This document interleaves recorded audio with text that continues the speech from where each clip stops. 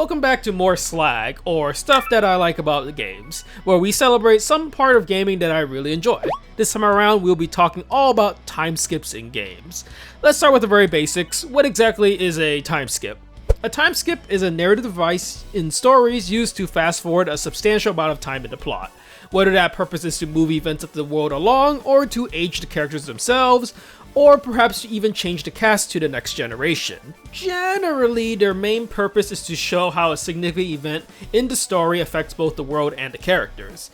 Time skips are a pretty common story device used in many mediums. You see it very often in many long-running anime or manga as a way to breathe fresh air into the series that perhaps has been getting a tad bit stagnant. Video games are a little different though, as generally speaking, they tend to be pretty contained experiences as a whole, so the reason for introducing a time skip is less about breathing fresh air, and more about telling an epic narrative that spans over a long period of time. When used really well, they can elevate a story in the same way as a great twist. It can change a world that we thought we knew into one completely different and unique. It can give a single game the experience of seeing how the events of the world and even the characters themselves change due to what happens in the story. It isn't all sunshines and rainbows. Time skips, when used poorly, can fragment rather than enhance a story, where it makes one part of the plot feel entirely worthless, or makes the second part feel like a lesser version of the first part, all of which we will be getting into. For the sake of clarity, I will only be discussing time skips that occur within a single game, as opposed to talking about a series, as I think that's a different topic entirely, which we can get into in a future video. I'll also be rolling the idea of generations into this topic, as the next generation is pretty much a time skip. There will be some minor spoilers with regards to games having time skips, because usually that's a big surprise for the player. However, I'll avoid any that I think are big ones, and we'll be talking about all sorts of time skips from beginning, middle, and end. The most obvious time skip that people think of when it comes to games is the big fat one in the middle.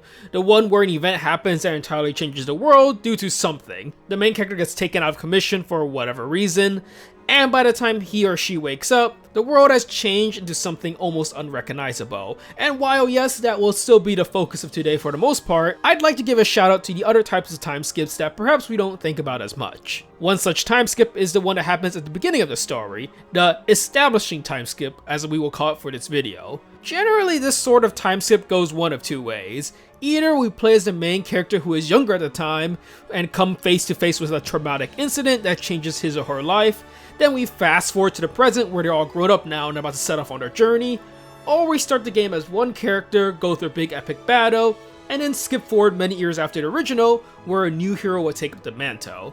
The former is an incredibly classic story hook. You set up a clear motivation for the main character to want to grow stronger, whether it is to find out what exactly happened to everyone that the main character knew before the time skip, or if it's to avenge the family they had lost at the very beginning. You set the stage from the early parts with an introduction that gives us some idea of what the world is like before and after the time skip. The latter, however, I think is far more interesting, as it sets up much more of a mystery for the player. You get a lot more curious as to what happened to the main character. What happened to the Belmont we were playing in the introduction? After defeating Dracula, why has the castle reappeared, and why are we playing as Alucard right now? There's a lot more questions that come up in this type of time skip rather than simply setting up basic motivations. You also get the really nice hook of wondering if there will be that moment when you encounter said beginning character, and how that encounter would play out.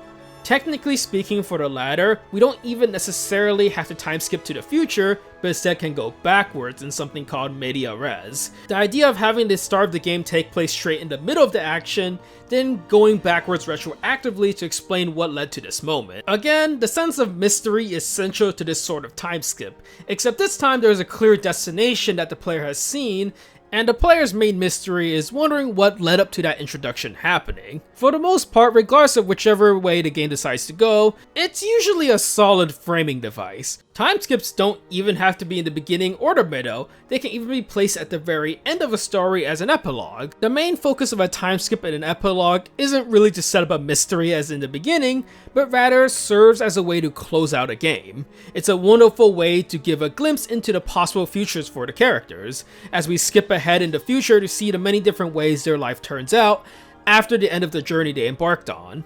I really like this way of an epilogue as opposed to a big twist or just cutting to the end or whatnot, as it really gives the feeling of the journey ending. Anywho, let's finally move back to the main topic of the day. time skips in the middle of the story.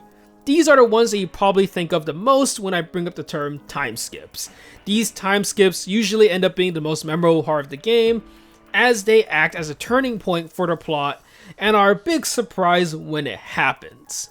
Time skips usually occur in the middle of a story because they come at the tail end of a pivotal event in the plot. The main characters that we've been controlling up until that point are put out of commission for some sort of reason. This allows time for the world to change as a result of whatever machinations the villain had planned without the main character's interference.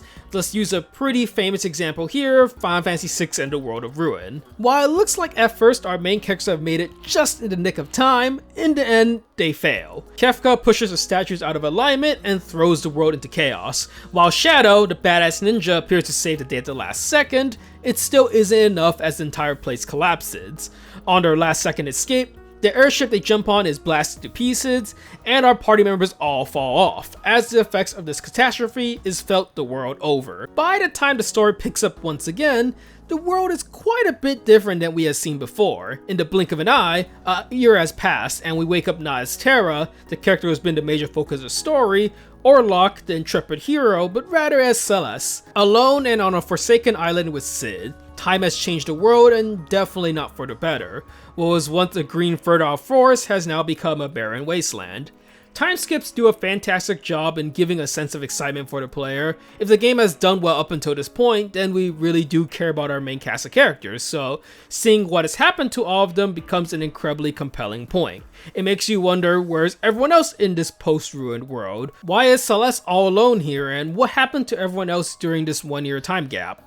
Aside from just trying to find the circumstances behind everyone's separation, a big part of the time skip is looking at the world itself and how the people have reacted to what has happened. Now, Final Fantasy VI is not the perfect time skip in many ways. One of the greatest parts of a time skip is finding out about how our main characters change during that interim period where we don't see them. Thanks in large part to the time skip being only a year though, and perhaps also due to the limitations of the system, pretty much everyone else looks exactly the same as they had before and after the time skip. While some of the characters do face personal issues, the majority of them are just kind of there, and they pop back into your team as if nothing really happened.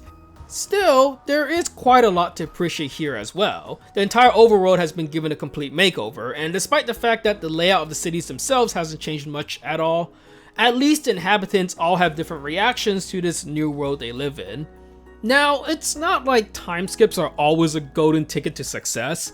Most of the time when a game decides to do a time skip, the worst case scenario is that it's just kind of there and doesn't actively harm the game. We can now take this concept and apply it to the rare example I want to bring up, a game where the time skips and the idea of generations do more harm than good for the story, a small game called Agaris Generations of War. Those of you who've watched my other stuff might have remembered during my Kusoge video, I talked about this little gem of a game on that list. While there is so much I can talk about with regards to how broken Agaris Generations of War truly is, today we'll be focusing on the time skip aspect. As you might imagine considering the title, time skips are a cornerstone of the game in the form of generations. Agaris Generations of War is the story that follows the family of Leonhard Raglan, from the first generation starting with him, all the way to the 5th generation with his final descendant. With a cast that spans over 5 generations, with old and new faces joining this family in a fight against their fate, it's a pretty epic setup, all things considered. In an ideal world, by the final generation, we'd have all the heroes of each generation teeing up for the ultimate final battle, with each of the different stories compounding upon one another, making an insane ensemble of a cast.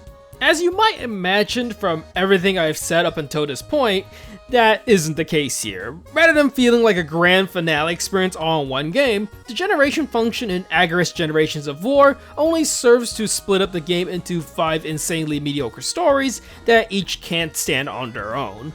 Due to how short of a time we are given with each generation, there isn't much for the player to latch onto. Most of the best parts of a time skip which I detailed previously are entirely unused. Even though enough time passes with each generation that the new hero can grow up to be about 20 years old, the rest of the cast stay exactly the same due to every member being a part of a race with a long lifespan. The whole idea of reuniting with the team and seeing how the last 20 years affected them is entirely thrown out of the picture, as the big cast stays with the Raglan family and raises each new hero from childhood. While the world itself drastically changes between each time skip, it changes to the point where it might as well be an entirely new world with next to nothing connecting it to the previous one. Old locations are wiped off the map, with our main characters basically ending up as timeless wanderers. The time skips do more harm than good in this game because we never get any time to care about any individual generation before we are catapulted into the next one. If perhaps they had focused more on the cast surrounding the main family, maybe there might be something there. However, aside from Ellis, everyone else just acts like a random uncle or auntie for the main character who will occasionally pop into the story. The focus is entirely centered on the Raglan family for better or for worse, and unfortunately, thanks to how little time we get with each descendant, it's probably for the worse. But Agaris Generations of War is a rarity. Most of the time, the time skip is, at worst, something that just happens to exist, and at best, a magical experience that can elevate the story of a game from a simple adventure into a huge life-changing epic. There's a lot of potential in time skips, and like any story device which we'll be covering in this series, it all depends on how the author utilizes it. Time skips, when done well, can make a single game have the scale of an epic narrative without having to rely on multiple sequels or prequels coming out in the future. It can open up different paths for characters to have even greater conflicts and resolutions. Like, say a character joined after overcoming a personal crisis. A time skip gives an opportunity to see if that character has fallen back into those same issues, or if he or she can show off the new profound wisdom in a new situation. What are some of the best or worst time skips you have seen in video games? Share some of your favorites down below in the comment section. All the supportive stuff, like, comment, subscribe, are in the same place as always, and I'll see you in the next slag whenever it comes out. Till next time!